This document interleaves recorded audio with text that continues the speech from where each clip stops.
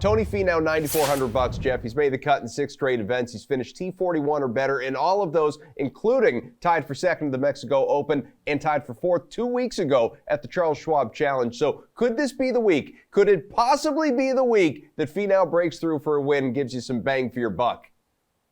How much did Reed pay you to do this segment? How much did he pay you to put it in the script? Just tell me. Come on. How much? You know, he transferred me DK crowns is what it was.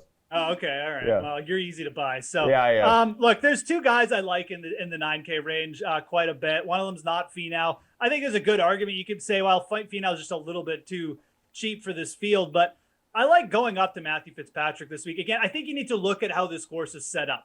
It's just really not going to be a place where Tony Finau's sitting out there bombing the ball. It's a short course. It's barely over 7,000 yards. And I think the only reason they've listed it over 7,000 yards is to just say that it's bigger than 7,000 yards. I think it's actually going to play more like 6,900 yards. And it's going to be a really easy setup for these players. That means iron play, putting. To me, that's Matthew Fitzpatrick and a guy named Chris Kirk at 9,100. I think those are the 2 plays. You look at Fitzpatrick, obviously coming off a missed cut at Memorial. A lot of people be disappointed there, but he gained over 2 strokes off the tee and on approach at Memorial. He just had a disaster week with the putter. Matthew Fitzpatrick is probably the best putter in this field. That's an anomaly. He's played extremely well on shorter courses in his career. He's got a couple wins at Crans and the Omega European Tour Masters over his career, which is actually a very technical kind of comparable setup. And then you got Chris Kirk at 9,100.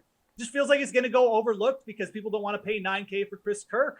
He didn't play well last week, but he's been very consistent. And again, you look at the setup of this course, very, very much where Chris Kirk has his most success, shorter par 70s, Colonial, Sony Open. So give me Kirk and Fitzpatrick in this range. I'll let Reed Fowler roster Tony Finau, not me. Yeah, he's tied up this week anyway. He's probably not playing him. Tied up the rest of his life, unfortunately. Len, Finau fan Welcome or to what? Kids. Well, I've had no contact with Reed Fowler before coming on, but I do like Tony Finau. And I do want to address one point that Geoff made. I mean, some of these guys, we're going to look at their prices and we're going to, well, I'm not paying for that guy. I'm not paying $9,100 for Chris Kirk, just to use that as an example. I think pretty much most of the guys in this field are going to be higher priced. That's just what it is this week.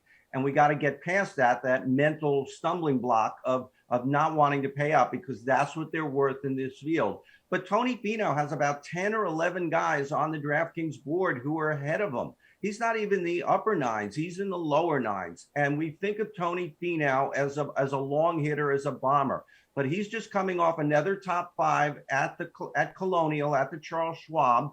And, he's really starting to come around. He was second in Mexico. So he's starting to come back after a really dry period following his win at the Northern Trust. He's another guy like Rory McIlroy should eat up those par 5s. And I think the fact that the greens are very small will help Tony Finau, poor putter. I think it could eliminate a lot of opportunity for 3 putts. I think he does better on short courses than we give him credit for.